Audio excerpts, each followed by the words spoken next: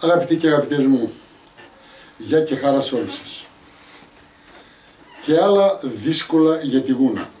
Για να ξεφύγουμε από τις εκλογές βέβαια, διαλέξαμε σήμερα αυτό το θέμα που είναι πάρα πολύ ουσιαστικό για την περιοχή μας.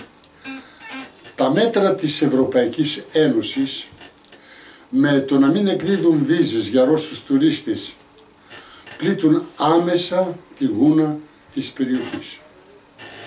Η είδηση δεν είναι καθόλου ευχάριστη, όπως τη μεταδίδουν τα μέσα μαζικής ενημέρωσης.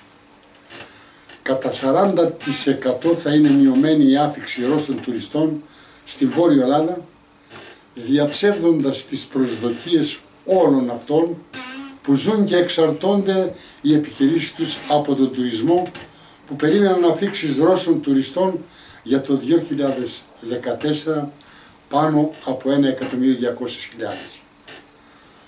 Ο αριθμός δεν είναι μικρός αυτός που προκύπτει με το 40% της μειωμένης άφιξης, όταν μάλιστα ο Ρώσος τουρίστας ξοδεύει πάνω από 1.000 ευρώ μέσο όρο στη χώρα μας.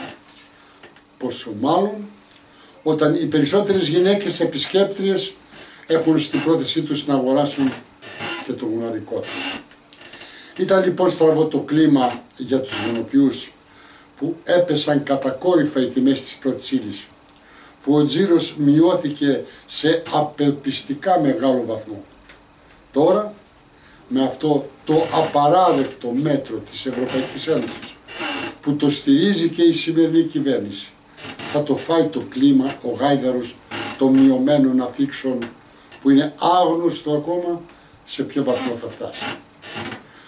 Αν δεν βρεθεί λύση στο ουκρανικό πρόβλημα με τις σοβινιστικές νοοτροπίες του δικτάκτορα που κατέληξε την νόμιμη κυβέρνηση και εφαρμόζει τον αδελφοκτόνο αλληλοεξοντωτικό διχασμό σε αυτή τη χώρα, η κατάσταση θα χειροτερεύει ακόμα περισσότερο, βάζοντας σε σοβαρό κίνδυνο την ειρήνη στην περιοχή, αλλά και την οικονομία ειδικότερα της περιοχής μας, που στηρίζεται σε έναν υπολογίσιμο βαθμό στην πώληση των προϊόντων της Γούνας στους Ρώσους τουρίστες.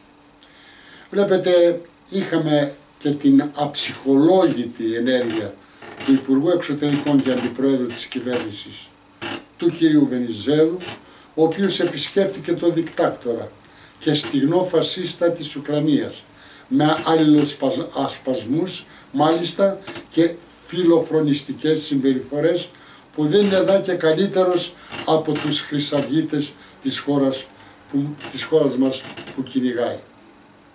Κατά τα άλλα, μας υπόσχονται από τη μια μεριά ανάπτυξη και από την άλλη κάνουν τα αδύνατα δυνατά για να αυξάνει η ανεργία, για να μειώνονται τα εισοδήματα των επιχειρήσεων, στηρίζονταν τις πολιτικές της Ευρωπαϊκής Ένωσης που εφαρμόζει για μια χώρα που ο λαός της έχει αγάπη για τον τόπο μας, για να εξυπηρετηθούν τα συμφέροντα, όχι και ασφαλώς τα δικά μας, αλλά άλλων. Τυχερή η Τουρκία που θα απορροφήσει ακόμα μεγαλύτερο αριθμό τουριστών Ρώσων, ακόμα και αυτών που θα τους απαγορεύσουν να έρθουν στη χώρα μας λόγω Σέγγεν. Τελικά δεν είναι ψέμα. Επιβεβαιώνεται με τον καλύτερο τρόπο πως άλλοι κυβερνούν αυτή τη χώρα. Άλλοι αποφασίζουν για μας και για το μέλλον μας, και όχι η κυβέρνηση της χώρας μας. Έχει χαθεί η αυτονομία μας και η αυτοκυριαρχία μας. Μας το είπαν φωναχτά οι τελευταίες αποκαλύψεις του διεθνούς τύπου, με ποιο τρόπο έγινε πρωθυπουργός ο κύριος Παπαδήμος και κάτω από ποιες πιέσεις αλλά και υποσχέσεις άλλαξε και έγινε μνημονιακός ο κύριος Σαμαράς, από αντιμνημονιακός που ήταν με τις θέσεις του στο Ζάπιο. Αλίμονη λοιπόν, αν δεν εκμεταλλευτεί ο ελληνικός λαός και χάσει την ευκαιρία των ευρωεκλογών της Κυριακής και δεν περάσει το μήνυμα που έχει υποχρέωση από το ακροτελεύτιο 120 άρθρο του Συντάγματος προς την κυβέρνηση του Σαμαρά και του κυρίου Βενιζέλου. Συμφωνείτε? Καλό σας βράδυ.